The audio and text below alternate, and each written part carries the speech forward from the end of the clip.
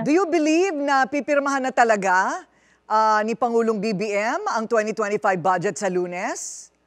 Mukhang pipirmahan na niya talaga yung budget at wala siyang intensyon na i-overhaul ito. Kasi kung meron talaga siyang intensyon na i-restore yung zero subsidy sa PhilHealth, i-restore yung 50 billion peso na na-slash na budget sa 4-piece program, i-restore yung budget na na-slash din sa DepEd.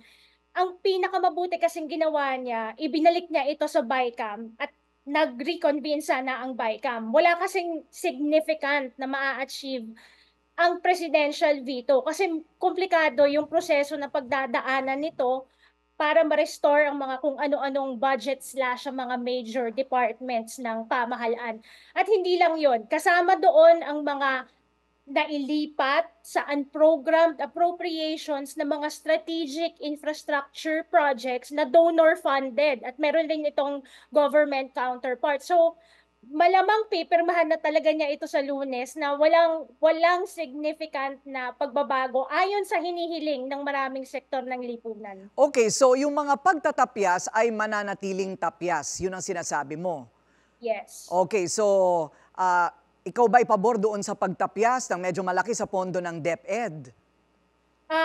Yung sa DepEd, questionable din iyon kasi sinasabi ng konstitusyon natin dapat may pinakamataas na budget ang education. So kung iisipin lang natin ang inflation taon-taon na hindi rin naman nakakaligtas dito ang pamahalaan. Yung ginagastos ng pamahalaan subject to inflation din yan. So just that little consideration, that factor, hindi dapat na-slash ang budget ng DepEd. Lalong-lalo na kung titingnan natin ang budget na ito sa konteksto ng hinaharap natin na learning crisis ng Pilipinas. Kapag hindi natin natugunan ang problema patungkol sa learning crisis natin, ang nakasalalay dito yung future competitiveness ng Pilipinas bilang isang bansa na posibleng maging attractive o hindi attractive sa foreign investors dahil sa kalidad ng mga magiging workers na meron tayo kung hindi natin maisasaayos ang budget para sa education and therefore matugunan ang learning crisis na kinakaharap natin at seryoso ito. So ano ang recourse kung walang balak na repasuhin ni Pangulong BBM ito? Sabi mo nga dahil sa maraming kadahilanan at kailangan na talaga maipasayan. Ano ang recourse para maibalik yung mga dapat ibalik para dito sa sinasabing nangangailangan talaga like for education? Yes. Ang pinakamadaling recourse pero napakaliit nitong posibleng fund source na ito, posibleng gamitin ng presidente yung tinatawag nating contingent fund. Ito ay I think 13 billion pesos sa 2025 budget. So para sa mga urgent na pangangailangan ng DepEd, halimbawa kung kinakailangan rin ng additional na pondo para sa 4-piece program at kung ano-ano pang mga natapya sa iba't ibang departments, pwede itong gamitin ng presidente para mag-augment ng mga deficient na pondo para sa iba't ibang mga programa. Posible ring gamitin ng presidente ang pag-declare ng savings, pero maraming pagdadaanan ito na proseso, komplikado ito, kailangan itong naaayon sa sinasabi ng General Appropriations Act, dapat naaayon rin ito sa mga ruling ng Supreme Court, kagaya ng ruling nito sa DAP. So, komplikado yung pagdadaanan na proseso kapag gagawin ito ng Pangulo pagkatapos lagdaan ng budget.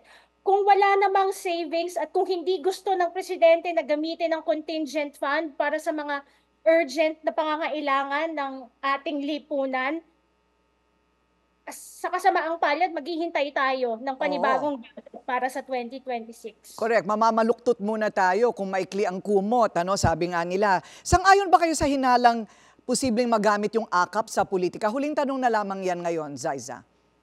Yung AKAP talagang very political ang purpose nito. Sa totoo lang, wala naman talagang regular program ang DSWD na tinatawag na AKAP. Kasi nga, ang malaking flagship program ng DSWD para sa poverty alleviation at sa mga protective services nito ay yung 4-piece program.